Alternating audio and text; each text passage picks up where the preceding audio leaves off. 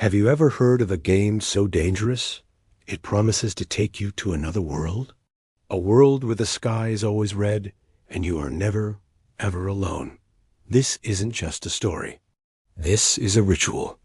A set of rules that, if followed precisely, could unlock a door you were never meant to open. They call it the elevator game, and tonight we're going to play.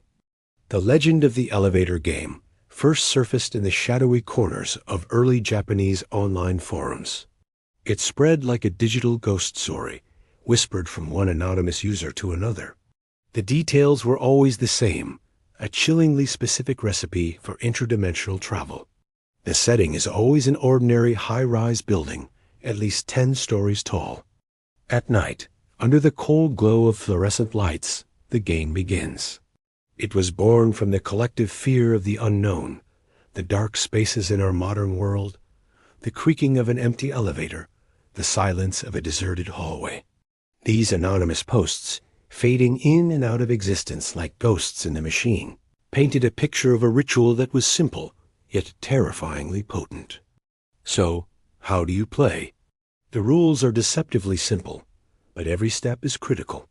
You must be alone. You enter an elevator in a building with at least 10 floors. First, you press the button for the 4th floor. When you arrive, do not get out. Press the button for the 2nd floor. Again, stay inside. Then, press for the 6th floor. Next, back to the 2nd floor. From there, you go to the 10th floor.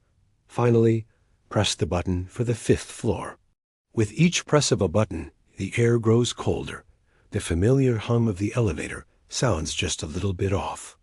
The lights might flicker. The walls might seem to press in. This sequence is the key. They say on the 5th floor, a woman might enter the elevator with you. Do not look at her. Do not speak to her. She is not what she seems. Once she is inside, press the button for the 1st floor. If the elevator begins to go up instead of down, the ritual is working. You are on your way. As the elevator ascends past the 10th floor, beyond the physical limits of the building, you'll feel a strange sense of displacement. When the doors finally slide open, you won't be in the lobby. You'll be somewhere else entirely. The world outside is silent, utterly and completely silent. The only light comes from a distant, crimson cross in a sky that is a perpetual, blood-red twilight. The city before you is a mirror image of your own, but it's empty. No cars, no people, no signs of life. Dust motes hang suspended in the air, frozen in time. The only thing you can hear is the pounding of your own heart. This is the other world. You are the only person here. Or so you think. You step out of the elevator and into the red haze.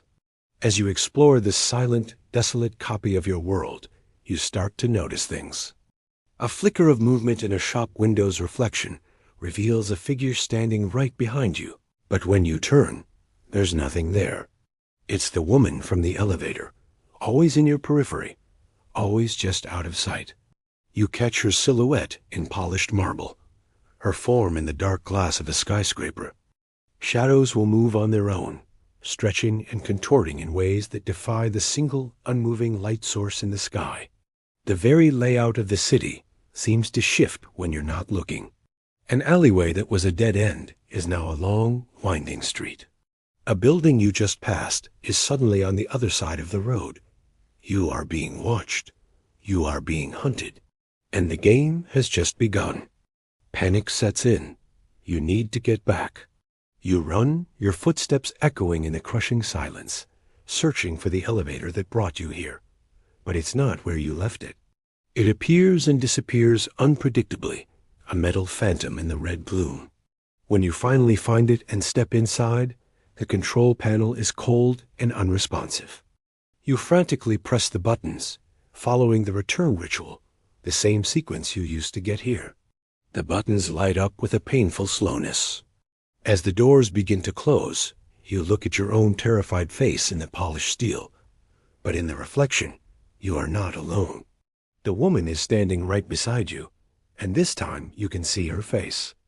The emergency alarm button does nothing. The sound is muffled, distant, as if coming from another reality. The elevator is no longer under your control. They say if you return successfully, you're never truly alone again. Some report objects moving on their own in their homes.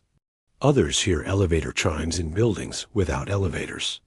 And a few claim they never actually came back. By the way, if you have something special in mind, I have curated products here on my TikTok shop. If you want to check more products, I'll paste the link in the description below. Since you've made it this far, then I've got a challenge for you.